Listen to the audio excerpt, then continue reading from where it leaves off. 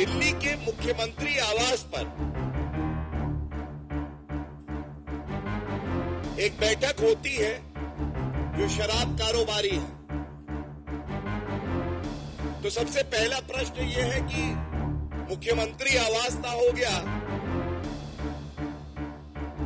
घोटाले का अड्डा हो गया, वहां वसूली हो रही है, कमीशन तय हो रही है, और ये बात कोई और नहीं कहता है, जो एक्यूज्ड है दिनेश अरोड़ा ये कबूलते हैं। एक मिनट प्लीज,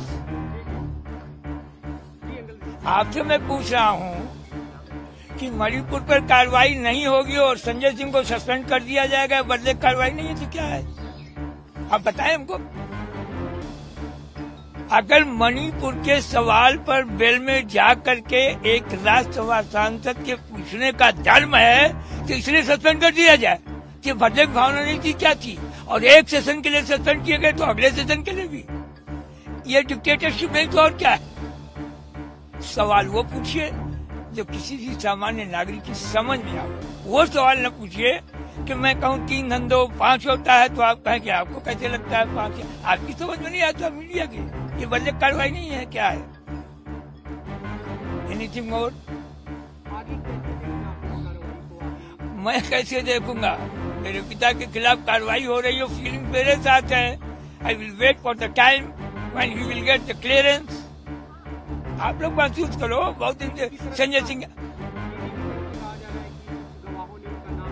अब यूडी के पास सूचनाएं होंगी, मैं उसके पास थोड़े हूँ, ऐसे तो आए नहीं होंगे, कोई सूचनाएं होंगी तो they should go to make their query, parallel whatever information they have received they should गो।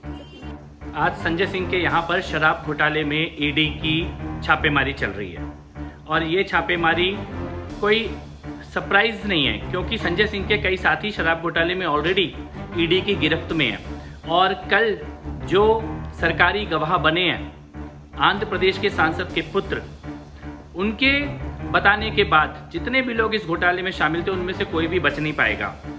आम आदमी पार्टी की ये नीति है कि जो जितना बड़ा चोर होगा वो उतना ही ज्यादा जोर जोर से चिल्ला चिल्ला कर ईमानदारी की बात करेगा। शराब घोटाले के कारण दिल्ली के हजारों सैकड़ों परिवार बर्बाद हुए और इसकी बहुत भारी कीमत दिल्ली की माता और बहनों को चुकानी पड़ी है। दिल्ली के शराब माफिया का पूरा हिसाब किताब जांच एजेंसियां करेंगी। दिल्ली के इन सभी परिवारों को जिनको मनीष सिसोदिया और केजरीवाल के शराब के खेल ने बर्बाद किया है, उनके साथ न्याय होकर रहेगा। इनमें से कोई भी चोर, कोई भी अपराधी और कोई भी भ्रष्टाचारी बच नहीं पाएगा। देखिए, ईडी एक बीजेपी का हथियार बन गया है। ईडी हो, सीबीआई हो, ये बीजेपी का हथियार बन गया और उस हथियार का इस्तेमाल करके बीजेपी अपनी राजनीति कर रही है। 2024 का चुनाव ये हथियार का इस्तेमाल करके लड़ना चाहते हैं। कल ईडी ने कहा है ना, कल सुप्रीम कोर्ट ने भी कहा है ईडी किस प्रकार से ईडी का मिसयूज हो रहा है राजनीतिक कारणों के लिए। सुप्रीम कोर्ट ने भी कल एक निर्देश दिया है, अगर आप किसी घर जाते हो और अरेस्ट करते हो तो उन्हें कारण बताना चाहिए इन राइटिंग कि आपको हम क्यों अरेस्ट करने जा रहे हैं, आपके पास क्या सबूत है। लेकिन ईडी नहीं कर रही है। मैंने कहा ना, संजय सिंह के पास वो चली गई है, अभिषेक बैनर्जी को सालों साल से बुला रहे हैं। क्या है, इतने साल से बुला रहे हैं और हमको तो बिना बुलाए अरेस्ट कर लिया, तो आपकी सिस्टम क्या है। सर, आपने डॉन से तुलना की ईडी की, कहा कि इस तरह से आते हैं घर पे।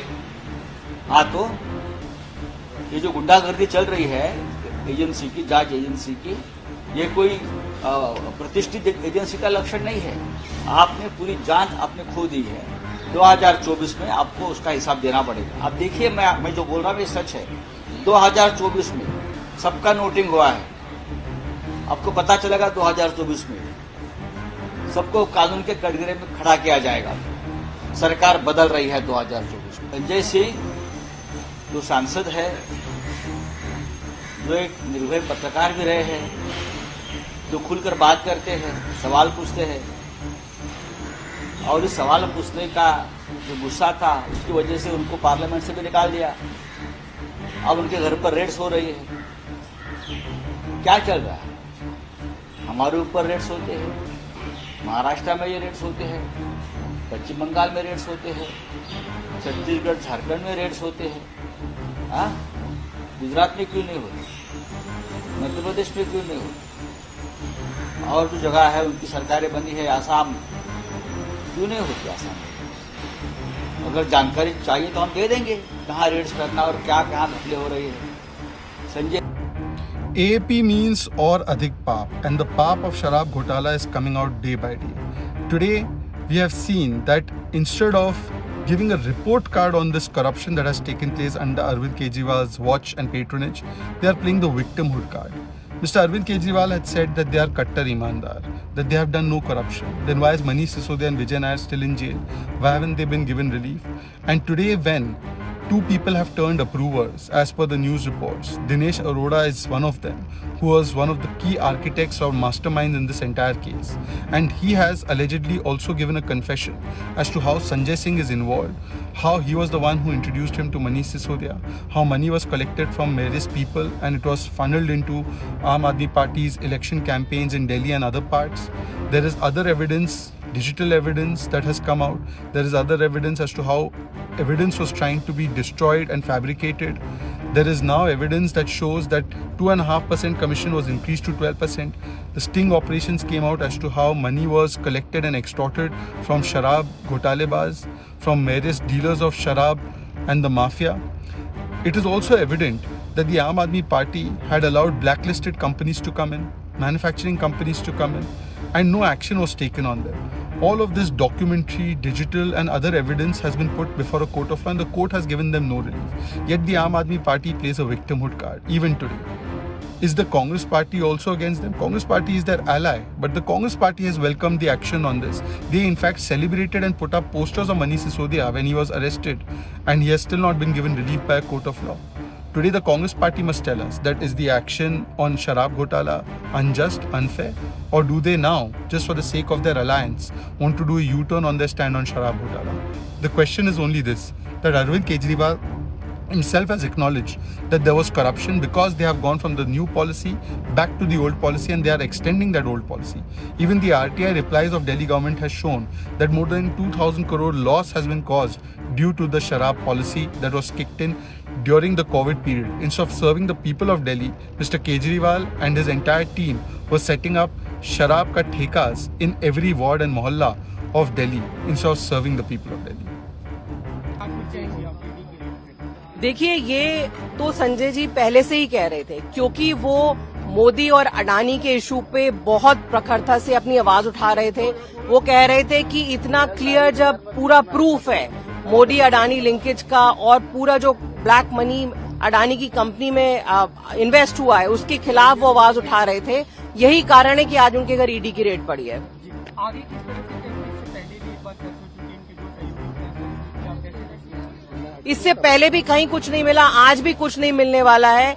ये सिर्फ ये सोच रहे हैं मोदी जी कि इस तरह से संजय जी को और हम सबको डरा पाएंगे, लेकिन वो बिल्कुल गलत है। कोई नहीं डरने वाला है और उतनी जोर से हम लोग आवाज उठाते रहेंगे। कल पत्रकारों के घर रेड पड़ी, आज संजय जी के घर रेड पड़ी है। मोदी जी देश में तानाशाही चलाने की कोशिश कर। दिल्ली के शराब घोटाले में आम आदमी पार्टी के सांसद संजय सिंह के यहां आज जांच एजेंसी ने रेड की। इस शराब घोटाले में अरविंद केजरीवाल और उनके कट्टर ईमानदार सभी नेताओं, इन सबके चेहरे अब बेनकाब हो रहे हैं।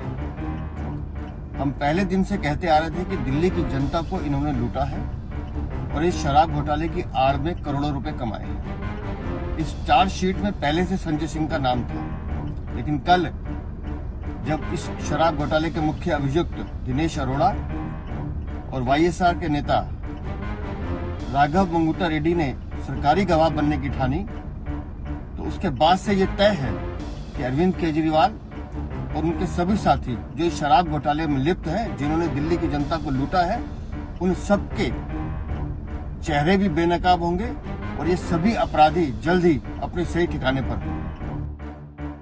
कल पत्रकार साथियों के यहाँ रेड हुई, शाम तक नई दिल्ली में टीएमसी के सांसदों को जिस प्रकार घसीट कर ले जाया गया वो आपने देखा, और आज सुबह सुबह आम आदमी पार्टी के सांसद, आम आदमी पार्टी के नेता संजय सिंह के यहाँ रेड चालू है, उनके घर पर पुलिस, ईडी सब रेड कर रही है। कमाल की बात है।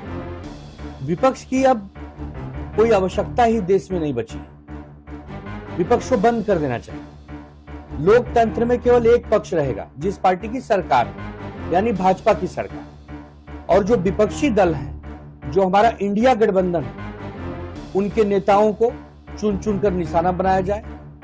ईडी और सीबीआई उनके घरों पर रेड करे, उनको जबरदस्ती पकड़ ले जाए, केस चलाए, जेलों में ठूस दे, बाद में आदरणीय न्यायालय के हस्तक्षेप के बाद उन्हें बेल मिले, वो बाहर आकर ये कहें कि हमारा कोई दोष नहीं है। अब यही सब लोकतंत्र में बचेगा? सरकार इसी के लिए हम सब चुनते हैं। जितना महत्व सरकार का है, उससे ज्यादा ही महत्व विपक्ष का है। विपक्ष भी जनता की आवाज होती है। हम यदि सरकार की निंदा करते हैं, सरकार को घेरने का काम करते हैं, तो हमें दबाव यंत्र के द्वारा डराया जाएगा, हमारे घरों पर ईडी सीबीआई की रेड होगी, हमें पकड़ा जाएगा। कमाल की बात है। इतना अहंकार अच्छी बात नहीं है। समय बदलता है। जिस प्रकार नरेंद्र मोदी जी और भाजपा की सरकार अहंकार में डूबी,